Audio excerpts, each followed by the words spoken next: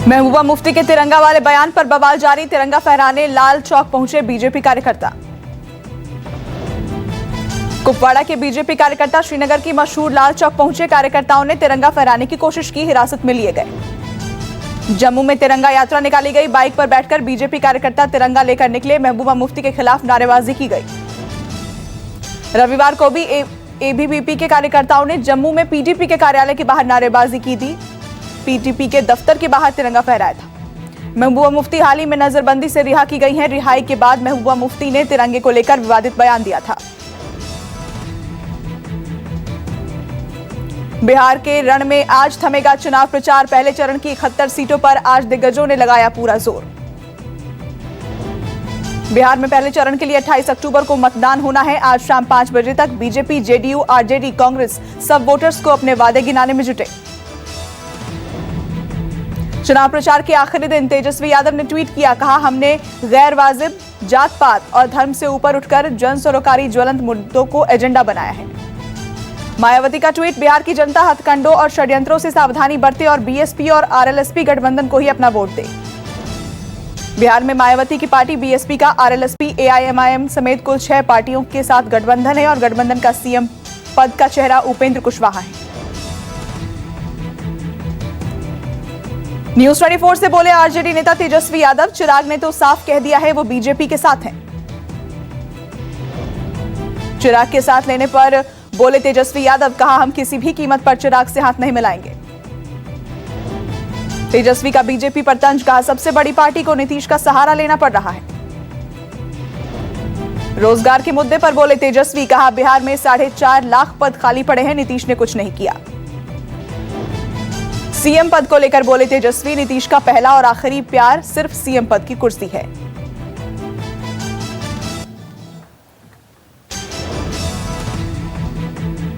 BJP नेता मनोज तिवारी की सुरक्षा बढ़ाई गई। रैली में भीड़ के चलते जताया था जान का खतरा। मनोज तिवारी की सुरक्षा में अतिरिक्त पुलिस बल की तैनाती की गई। बिहार में मनोज की आज भी 4 सभाएं। मनोज तिवारी की सभाओं में जबरदस्त भीड़ उमड़ रही है। भीड़ के चलते मनोज तिवारी को जान का खतरा बताया गया है।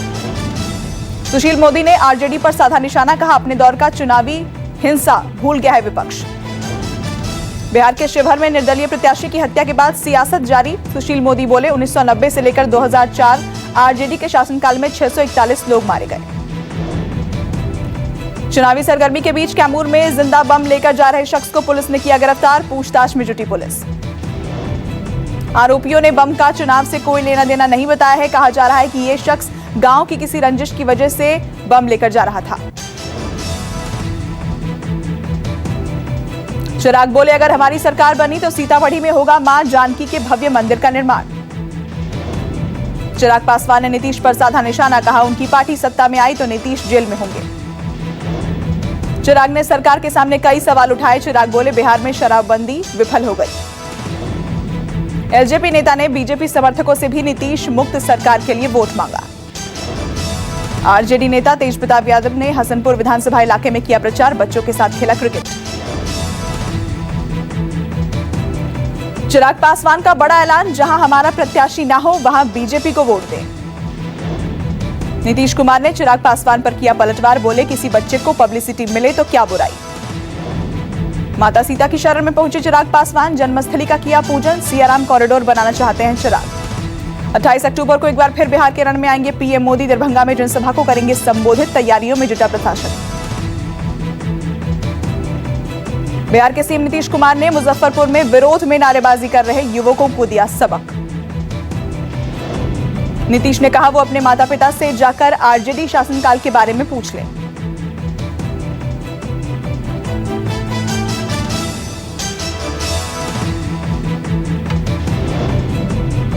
नीतीश ने लालू राबड़ी का नाम लिए बिना कहा कि पति पत्नी की सरकार में अपराध चरम पर था। नीतीश ने कहा बिहार आगे निकला तो उसे पीछे नहीं होने देना है। नीतीश ने युवकों से कहा कि उनकी मां सही सही बात बताएंगी। सभा में कुछ लोगों ने मुर्दाबाद के नारे लगाए। यूपी के बुलंदशहर में भीम आर्मी और एआईएमआईएम के समर्थक आपस में भिड़े। जमकर हुई मारपीट, फायरिंग का भी लगा आरोप। एआईएमआईएम के प्रत्याशी भीम आर्मी पर सभा के दौरान मारपीट करने का मारपीट कर फायरिंग करने की शिकायत दर्ज कराई गई है।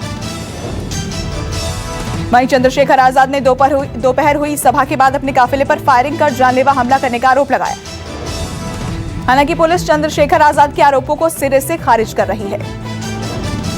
यूपी के मेरठ में पुलिस और बदमाशों के बीच मुठभेड़, पुलिस ने बदमाशों को किया गिरफ्तार। हाथरस पहुंची सीबीआई की टीम, मुख्य आरोपी के पिता और पीड़िता के दोनों भाइयों से की पूछताछ। मुख्य आरोपी के पिता और पीड़िता के दोनों भाइयों को बुलाकर उनसे करीब 4 घंटे तक पूछताछ की गई। 29 सितंबर को गैंगरेप पीड़िता की दिल्ली के सफदरजंग में इलाज के दौरान हो गई थी मौत। हाथरस मामले में एसआईटी अपनी जांच पूरी कर चुकी है। 13 दिन से सीबीआई जांच में जुटी है। सीबीआई ने अपने कार्यालय पर गांव के 5 लोगों को बुलाकर उनसे पूछताछ की। अभिनेता नवाजुद्दीन और उनके परिवार को हाईकोर्ट से बड़ी राहत मिली। हाईकोर्ट ने गिरफ्तारी पर रोक लगाई। 27 जुलाई को मुजफ्फरनगर में नवाजुद्दीन के खिलाफ उनकी पत्नी ने गंभीर धाराओं में केस दर्ज करवाया था। नवाजुद्दीन और उनके परिवार पर बच्ची के साथ यौन उत्पीड़न का भी केस दर्ज हुआ था। नवाजुद्दीन और उनकी पत्नी आलिया के बीच काफी लंबे समय से तनाव चल रहा है। नवाज की पत्नी आलिया ने एक्टर को तलाक का नोटिस भी भेजा था। एनसीबी ने अभिनेत्री प्रीतिका चौहान को गिरफ्तार किया। एक्ट्रेस के पास से 99 ग्राम marijuana भी जब्त की गई। प्रीतिका चौहान ने कई बड़े सीरियल्स में काम किया है। प्रीतिका और ड्रग पेडलर फैसल को वर्सोवा से गिरफ्तार कर कोर्ट में पेश किया गया।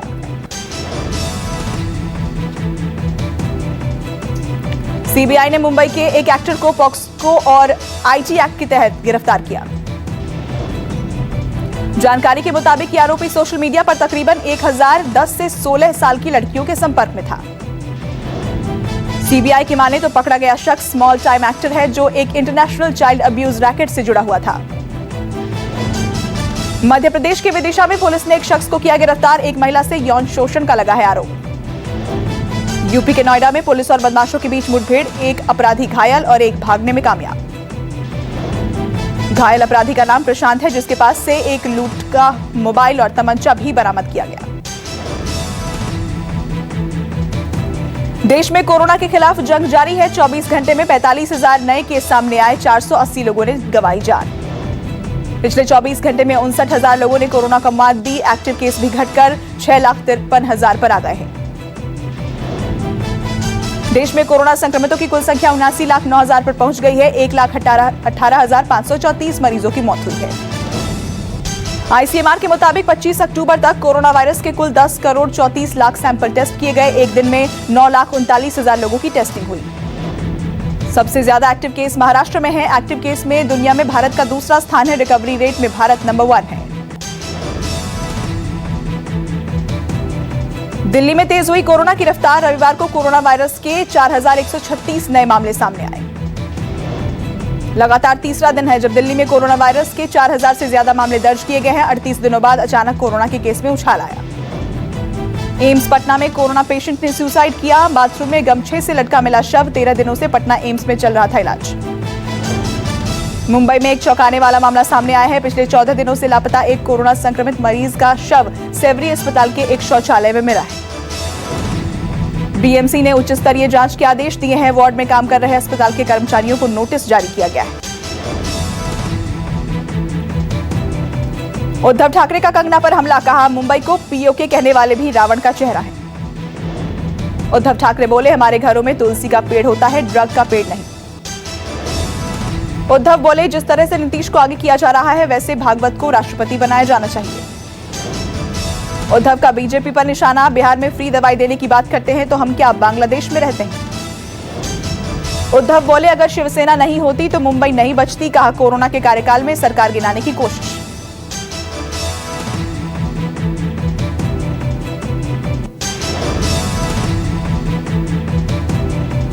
पंजाब के पटियाला में अमरिंदर सिंह की सभा के बाद चली गोलियां, 2 युवकों को लगी गोली। रुमाल लपेटकर पहुंचे 2 युवकों ने 5 राउंड फायर किए, आरोपी भाग निकले।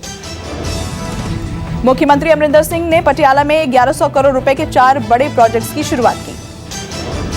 महाराजा भूपेंद्र सिंह खेल यूनिवर्सिटी की नींव का पत्थर रखा गया। 500 करोड़ रुपए की लागत से बनेगा स्टेडियम। पंजाब की यह पहली खेल यूनिवर्सिटी होगी। नए बस अड्डे का निर्माण भी किया जाएगा। यूपी के प्रयागराज में आबकारी विभाग की कार्रवाई, नकली सैनिटाइजर फैक्ट्री का भंडाफोड़ किया। देर रात छापेमारी के दौरान मौके से भारी मात्रा में नकली सैनिटाइजर, हैंड वॉश, केमिकल के साथ खाली बोतल, रैपर और मशीनें बरामद। छापेमारी के दौरान 4 लोगों को गिरफ्तार किया गया। आबकारी विभाग के अलावा दूसरी टीमें भी कर रही हैं पूछताछ।